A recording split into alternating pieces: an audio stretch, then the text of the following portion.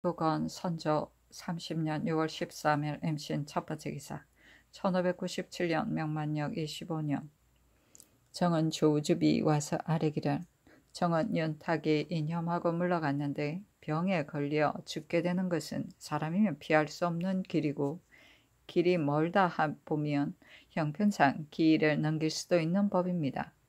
그리고 군사를 제명한 일은 아랫사람의 구습에 따라 한 일에 불과하고 처음부터 관원이 아는 것이 아니었습니다. 더구나 그때 추구에서 이미 모두 놔두라고 명했으니 피험할 만한 것이 도무지 없습니다. 정은 윤탁의 출사를 명하소서. 사간 최천근은 일찍이 헛납으로 있을 때 황해도 어사로 내려갔으니 속히 올라오라는 일로 하유하소서. 박우춘의 일로 병조 당상을 추구하고 생낭청을 파직하라는 일은 전에 아뢰었습니다. 하니 답하기를 출사하라는 일은 아랜대로 하라. 병조 당상은 추구하라. 낭청이 어찌 파직까지 시키겠는가 추구하라. 최천근은 명을 받들고 사신으로 나갔으니 하유하는 것이 부당할 듯하다 하였다.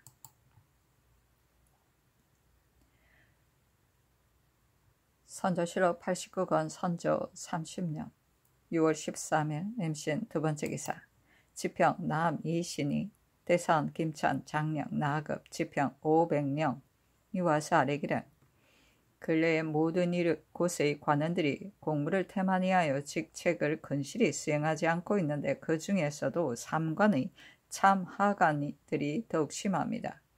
실관이 들어간 후에도 그 집에 물러가 있는데 본관에서는 고풍을 따라 천장하여 승차시키고 있습니다. 그래서 전취할 때가 다가오면 살짝 얼굴을 보이기도 하고 혹 전혀 종사하지 않는데도 때에 따라 천출되니 태만한 습관이 이에 이르러 극에 달했습니다. 전후로 논개한 것이 한두 번이 아닌데도 역시 마음을 고치지 않아 여론이 모두 분해하고 있으니 정월 이후에 한 번도 출사하지 않은 자는 모두 파직을 명하고 현재 시사하고 있는 모든 사람을 차례로 천전하여 차후에 항식으로 정할 일로 승전을 받들어 시행하게 하소서. 전부터 중국 사신이 나올 때 물례관을 반드시 질이 높은 시종으로 차송했던 것은 의도하는 바가 있었습니다. 이번에 격리가 나온 것은 우리나라의 일을 구관하기 위해서이니 뜻밖의 어려운 문제를 물을 염려가 없지 않습니다. 따라서 그 임무가 전보다 훨씬 중하니 극도로 신중히 택하지 않으면 안 됩니다. 그런데 병조 정랑 윤휘는 나이가 젊은 데다가 직질이 낮으니 개차하시고 시임, 시종관 중에서 골라 보내셔서 양경리가 요양에서 출발했다는 보고가 이미 도착했으므로 삼조의 당상이 일시에 내려가야 하는데 병조판서 이항복은 오늘 사조했는데도 호조와 공조의 당상은 출발하지 않았으니 매우 미편합니다. 추고하고 내일 안으로 출발하도록 하소서 하니 아랜대로 하라고 답하였다. 선조실록 89권 선조 30년 6월 13일 MCN 세 번째 기사 함경도 관절사 송은신이 치게 하였다. 함흥부 판관 정효성의 첩정을 보건대 들리는 말에 바닷물이 붉고 탁하다고 하기에 향수를 보내어 척간하게 하였다.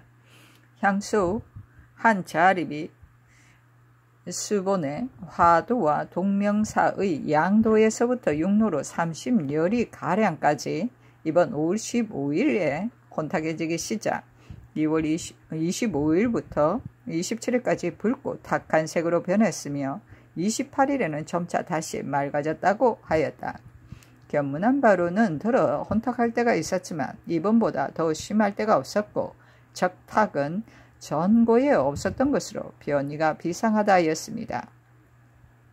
그리고 안변부사 허흐는 첩정에는 지난 4월 이후 간혹 비가 와서 화곡이 잘 되어 가다가 5월 12일 번개치고 비가 온 후로 평전에 벌레가 내렸는데 모양은 한두 잠 자고 난 누에와 같았으며 청흑색이었다. 황충 역시 온통 논에 깔려 곡식을 손상시키기 때문에 각 마을마다 논 주인으로 하여금 잡아 없애도록 다방면으로 계유하였으나 농사가 매우 염려된다고 하였고, 덕원, 문천, 함흥의 첩정에도 모두 황충의 재변이 있었다고 하였습니다.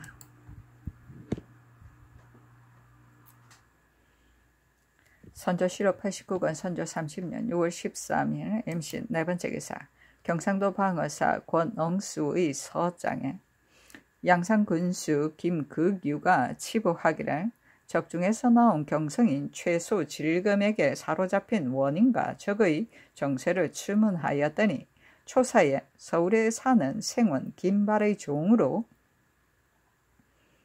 임진년 난리초에 행주 땅으로 피난하였다가 그해 5월 비란도 외장 부인에게 칙명하는 자의 진영에서 붙잡혔다.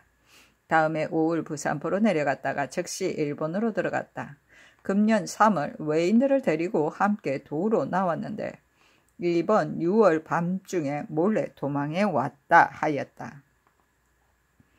적의 정세에 대해서는 이 일 황혼에 일본에서 나온 외인이 말하기를 일본의 모든 군사가 하나도 빠짐없이 이달 10일에 배를 타는데 금음쯤 이곳에 도착해 그대로 유둔하고 전부터 주둔하고 있던 외적들이 7월 안으로 조선을 대대적으로 공격하는 동시 각도의 주군에 분포하여 유둔한다고 하였다. 지난 4월 7, 8일 사이에 군량을 실은 배에 40여 척이 나오던 도중 일기도와 대마도 사이에서 바람을 만나 파손되었다고 하였다. 그 밖의 군사 기밀에 관한 것은 자세히 알 수 없다 하였습니다. 미열한 사람이 말이라서 믿을 수 없기는 하나 적의 정형을 살펴보건대 그들의 소굴을 굳게 지키면서 날로 훈련을 일삼고 조운이 끊어지지 않고 신병이 계속 나오고 있으니 그 흉모와 비계는 실로 역부와 헤아리기가 어렵습니다. 충돌해 올 걱정이 경각으로 임박한 상황에서 신이 거느린 구사는 400여 명뿐인데 본도가 탕폐되어 식량이 떨어진 나머지 신의 진영에 배당되는 군량은 88석으로 항규가 정해져 있으므로 400여 명의 군주에게 두루 지급하여 먹게 할 수 없으며 이 군량으로 220명을 먹일 수 있을 뿐입니다. 이들을 거느리고 변을 대비하고 있습니다만 혹시라도 경급한 일이 있게 되면 이런 군세로는 이를 온전히 성사시킬 수가 없는데 아무리 생각해도 어찌할 바를 몰라 한갓 민박한 심정만 사무칩니다 하였는데 비변사에 개하하였다. 회개하기를 근래 적의 정세를 보건대 긴급하기가 이와 같은데 각처의 장관은 양식이 모자란다고 핑계대며 군사를 흩어보내고 단지 수백 명만 남겨두고 있으니 방어할 일이 매우 한심스럽다. 급히 흩어진 군사를 수습하여 날로 별난에 대비하고 양양을 조치하는 일은 도 제찰사에게 보품하여 시행하라는 일로 행위하는 것이 어떻겠습니까? 하니 아랜대로 윤허하였다. 선조실록 89권 선조 30년 6월 13일 임신 5번째 기사 양경에게 보낸 자문은 다음과 같다. 조선 국왕은 위망이 조석간에 달린 조선의 사태를 더 이상 지연시킬 수 없어 방위에 관한 긴급 사항을 알리니 귀하께서 이 일을 담당한 여러 신하들에게 속히 명령을 내려 착실히 기회를 살펴 거행케 함으로써 속국을 보호해달라는 등의 일로 자문을 띄웁니다. 금년 6월 7일 흠차 경리 조선 군무 도찰론 우첨 도어사 양의 자문을 받았는데 금년 5월 23일 조선 국왕의 회자를 보니 중국의 식량을 급히 운반하여 접재할 수 있도록 부탁한다. 현재 남아있는 식량수를 기재한다 하였다. 운반에 관계된 사항을 빨리 조사 처리케 하여 연락이 닿는 즉시 접은케 할 것이며 동시에 본원에 속히 회자함으로써 우리가 시행하는 데 참고가 되게 하라. 지체하지 말라 하였습니다. 당직이 살펴보건대 자임하여 보낸 관량, 동지, 진인 등은 아직 도착하지 않았는데 먼저 양곡선이 장차 경유할 것을 조사해 본 결과를 다음과 같이 알려드립니다. 삼화현 관내의 관량지는 대동강 해구에 있어 평안도와 황해도 사이에 위치하는 동시에 또 수세가 만회하여 배를 정박하기가 편리하니 해운과 하역 작업하기에 적합합니다. 만약 여순의 양곡선이 이곳에 와서 하역 작업을 할 경우 한편으로는 본창에 저장하고 한편으로는 우리나라 황해도 이남의 공사 선박으로 운반하여 곧바로 강화부로 가서 하역 작업을 하고 저장하는 동시에 또 본부에서 길을 나누어 운반하면 됩니다. 충주에 주둔하고 있는 오부총병의 진영에는 한강을 따라 평저선으로 운반하여 본주에서 하역을 하면 되고, 남원에 주둔하고 있는 양부총병의 진영 및 대병이 주둔하여야 할 전주, 공주 두 곳에는 바다로 운반해 가서 짐을 부려 나눠주면 됩니다. 이것이 해운에 관한 대략의 형세입니다. 해도의 원근에 대해서는 이렇습니다. 압록강에서 광양지까지 약 400여리, 광양진에서 강화부까지 약 600여리, 또 강화부에서 충주까지는 약 300여리, 충청도와 전라도 연해의 짐 부릴 곳까지는 4,500리입니다. 이 두 도 연해의 짐 부리는 곳에서 주둔해 있는 각 진영까지 운반할 길은 공주는 백마강 따라 선박으로 운반해서 짐을 부리고 전주와 남원은 육로를 따라 대운하여 짐을 부리는데 그 수로와 육로는 모두 200리에 불과합니다. 대개 해로의 원근은 바람이 순한가의 여부에 달려 있습니다. 바람이 적당하게 불면 하루에 4,500리를 갈 수 있고 조금 잘 불면 하루에 200리를 갈 수 있으며 잘 불지 않으면 서로 바라보이는 곳도 나아갈 수가 없으니 거리만 가지고 멀고 가까움을 따질 수는 없습니다. 창고의 경고성 여부에 대한 문제는 이렇습니다. 광양지는 바로 본도의 수군 동첨 절제사가 방수하는 곳이라서 원래부터 성곽은 그런대로 완전한데 다만 창고가 협소하여 많은 양곡을 저장할 수 없으므로 이미 배신 본도 관찰사 한 응인으로 하여금 그곳의 관사를 엄히 독려하여 창고를 늘리도록 명했습니다. 아량진 역시 그 도의 수군 만호가 방수하는 곳이어서 원래 성곽과 창고가 있습니다. 여순에서 곧바로 본진에 도착하여 짐을 부리고 저장하면 매우 편리하긴 하겠습니다만 만약 광양진에서 짐을 부릴 경우 광양진과 본진의 거리가 서로 멀어 강화로 곧장 운반해 가야 할 형편이니 본진을 경유할 필요는 없게 되므로 본진의 창고를 더 늘릴 것은 없겠습니다.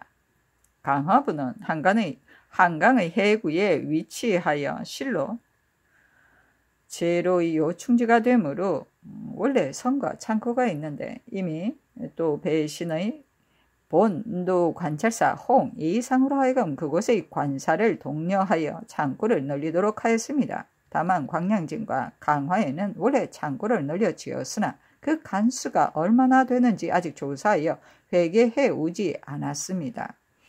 회계해 오는 대로 내용을 모두 갖춰 알려드리겠습니다. 현재 운반할 선박은 이렇습니다. 우리나라의 연해에는 단지 적을 초탐하는 병선만 있을 뿐 따로 조발하여 운반할 공선이 없습니다.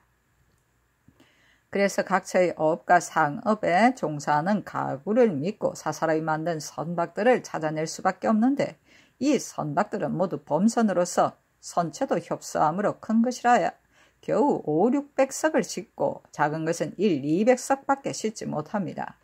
또 염려되는 점은 역사를 피하려는 백성들이 섬 가운데로 숨어버렸는데 쉽게 잡아서 불러올 수 없다는 것입니다. 그래서 배신 지중추부사 유근을 전차 해운을 전담하여 처리하도록 하고 연해 지방으로 달려가 각처의 해당 배신들을 독려하여 선박과 사공들을 점검하면서 소식이 닿는 대로 처분케 하였습니다. 교동에서 육로로 운반해 오는 양곡은 평안도 관량 배신 조정으로 하여금 먼저 의주로 가서 전담하여 접수하게 하였습니다. 다만 연로의 역참에 말과 소가 부족하고 또 여기에 지방의 밀력이 이미 고갈되어 육로로 실어 나르기는 어렵습니다.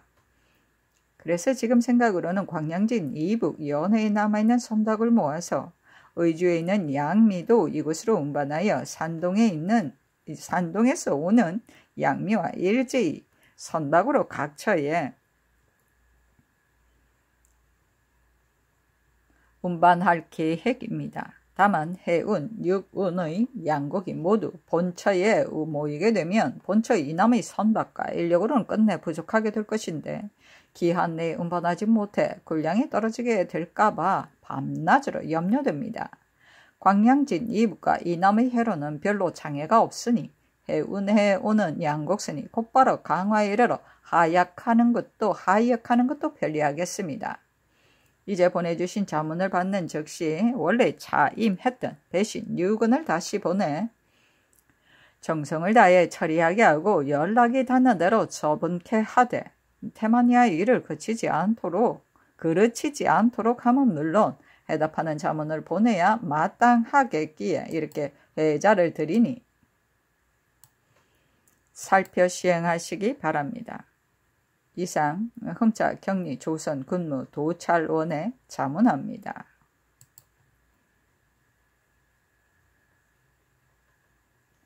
선조 실록 89권 선조 30년 6월 14일 개유 첫 번째 기사.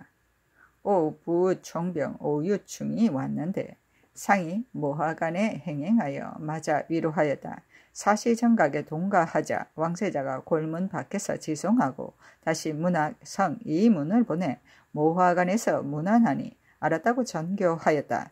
초혼의 송석경이 총병에게 문안하고 와서 말하기를 총병이 오늘 늦었으니 상께서는 황궁하시고 입성하여 서로 뵙기를 바란다 하였다 하니 이에 금열 이 지원을 보내 이미 교회로 나왔으니 영위하는 뜻을 패할 수 없다고 전하게 하였다.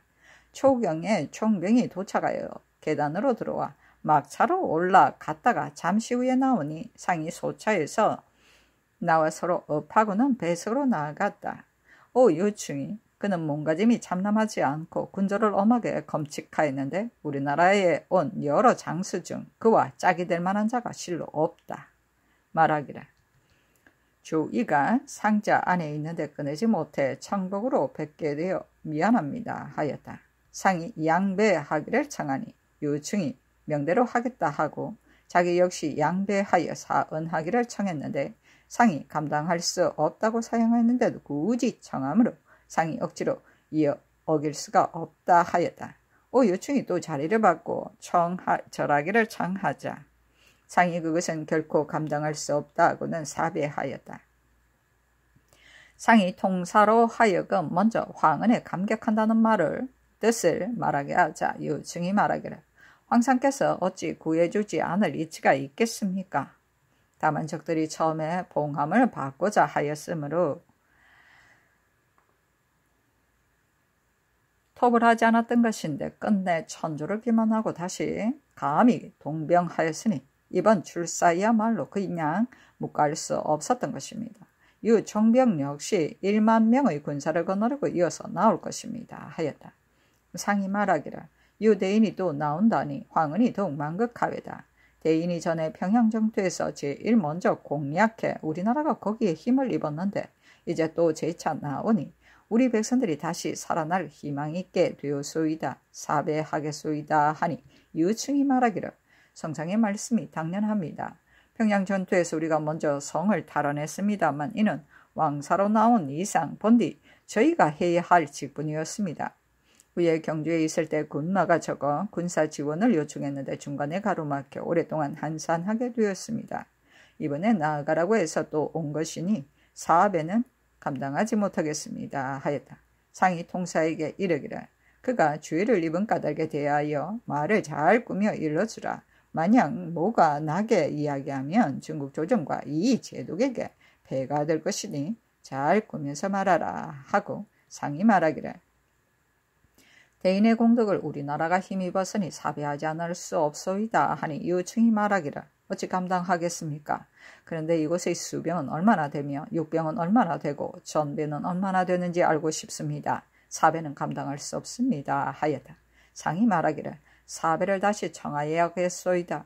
말씀하신 것은 날이 저물었으니 써서 올리겠소이다. 하니 유충이 말하기를 국왕께서 해주신 한마디 말씀을 제 마음속에 이미 받들었으니 너그러이 번거로이 수고하실 게 없습니다. 하였다. 상이 말하기를 대인의 덕이 지중하여 살해할 길이 없는데 사배를 허락하지 않으시니 업을 하여 살해하겠소이다. 하니 유충이 말하기를 그렇다면 좋습니다. 하였다. 마침내 두 번 업하고 상이 말하기를 우리나라가 전파되고 배신이 퇴만하여 일로에서 미진한 일이 많았을 텐데 매우 황송하외다. 하니 유충이 말하기를 일로의 지공은 힘을 쓰지 않음이 없었습니다. 가산 황주 사람들은 비가 오는데도 술을 가지고 나와 호군하였는데 이는 국왕의 은혜입니다. 하자 상이 말하기를 말씀을 감당할 수 없소이다. 하고는 안기를 청하여 다례를 행하였다.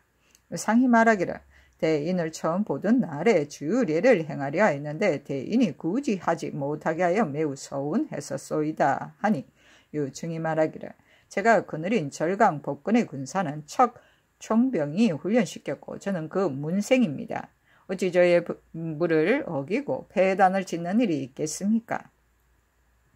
일로의 간고함에 대해서는 정통사 정덕을 말한다. 그가 아는 바입니다. 이제 듣건대 2부는 하차를 구하는데 3부는 우사를 얻지 못했다니 다시 분부하셨으면 합니다. 하였다. 상이 말하기를 대인이 전에 평양 전투에서 철환을 맞기까지 하여 우리나라 사람들이 지금까지 마음 아파하고 있는데 지금은 어떻소이까? 하니 유충이 말하기를 박힌 철환을 아직 빼내지 못했습니다. 이처럼 기억하고 물으시니 감사함을 이기지 못하겠습니다. 하였다. 상이 말하기를 하처에 대한 일은 즉시 분부하겠소이다. 하니 유충이 말하기를 감사합니다. 듣건대 국왕께서 일찍 이곳에 임하하셨다니 미안하여 그만 물러가야겠습니다. 하자 상이 말하기를 어찌 수고를 할 것이 있겠소이까? 다만 대인이 수고를 올 것이니 말씀대로 하겠소이다. 하고 예단을 올리니 유충이 말하기를 감사합니다. 저도 쉬고 싶습니다만 군졸이 편안해야 주장의 마음도 편해지는 법입니다. 지난밤에 비를 맞고 왔으니 속히 하차를 만들어주시면 되지 어찌 예단을 주십니까? 후 일에 받겠습니다. 하였다. 상이 이르기를 군정을 먼저 출발시키고 나서 총병이 들어가야 할 것이니 도감으로 하여금 별도로 처리하게 하라. 하니 이 호민이 아뢰기를 도감과 한성부가 힘을 합쳐 함께 해야 합니다. 하자 상이 이르기를 그렇게 하라 하였다. 상이 유충에게 답하기를 말씀대로 했소이다 하고 이어 예단을 올리기를 청하니 유충이 말하기를 어른께서 주시는 것은 감히 사용하지 못하는 법인데 더구나 국왕께서 내리시는 것이겠습니까? 다만 잠파된 곳에서 받기가 미안하고 또 날이 저물었으니 단자만 받고 물건은 후에 받겠습니다. 하였다. 상이 말하기를 처음 보는 날에 그처럼 물리친다면 무척 서운합니다. 하니 유충이 말하기를 단자를 받으면 물건을 받는 것과 무엇이 다르겠습니까? 이제 날도 저물었으니 감히 받지는 못하겠으나 감사합니다. 하였다. 상이 이르기를 중국 군사를 그냥 놔두고 혼자 들어가서는 안 된다. 하니 이 호민이 아뢰기를 군인들의 숙소는 이미 분부하였으니 즉시 처리할 것입니다. 총병을 먼저 들어가게 하면 어떻겠습니까? 하자 상이 이르기를 그렇게 하라 하였다. 유충이 말하기를 업을 하겠습니다. 하니 상이 말하기를 말씀대로 하겠소이다 하였다. 유충이 말하기를 배사해야 할 것이나 수고를 끼칠까 싶어 감히 하지 못하겠습니다. 하니 상이 말하기를 감당하지 못할 일이 왜다 하고 마침내 두 번 업하였다.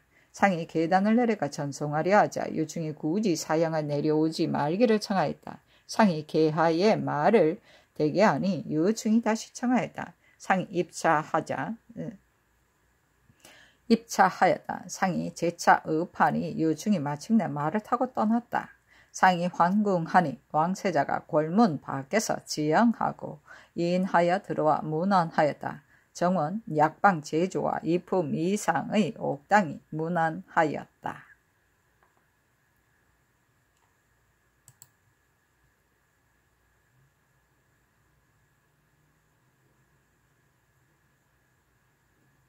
선조실록 89권 선조 30년 6월 14일 개요 두 번째 기사 비변사가 아뢰기를 16억의 계첩이 이러하니 반드시 허물을 우리에게 돌려 스스로 변명하려는 계책을 내지 않으리라고 보장할 수 없으므로 정말 염려됩니다. 적의 정세에 대해서는 비록 요령 부득이 하긴 하지만 중국 군사가 이미 대거 집결해 그 소식이 멀리 퍼졌을 테인데 적이 후퇴하여 도망치지 않는 것을 보면 필시 군사를 증원하여 창궐할 꾀를 내고 있는 것이 분명 의심할 여지가 없습니다.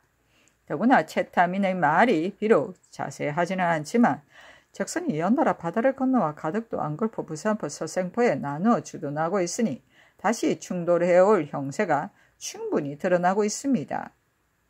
따라서 우리나라의 여러 장수들은 때맞춰 많은 병력을 집결시켜 세력을 연합하고 대책을 세움으로써 기각의 형세로서 차단할 계책을 세워야 합니다.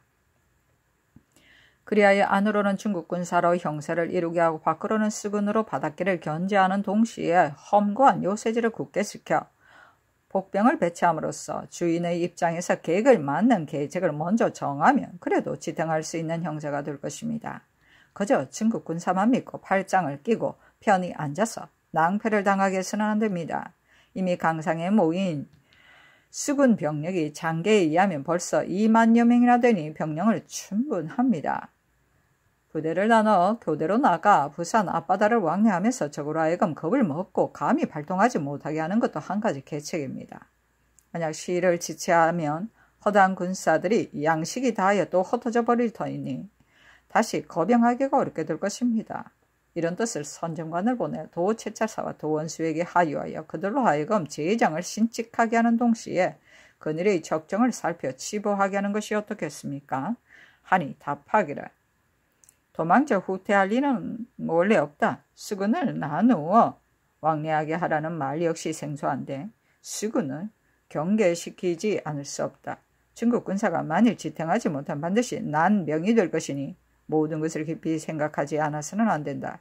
저거 형세는 쉽게 말할 수 없으니 다시 의논에 살펴서 조치하라 하였다.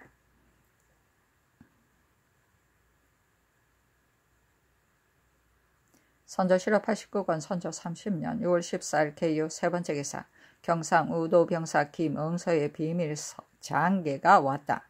그 대략은 정승헌이 외장 풍무수와 문답한 외의 정세에 대한 일로 관백이 50만의 군대를 일으키면서 우선 30만의 군대를 먼저 내보내어 전라도, 제주도 등을 유린하고 의령, 경주의 산성은 기필코 공파한 뒤에야 그만둘 것인데 6, 7월 사이에 발동시킨다 하였다.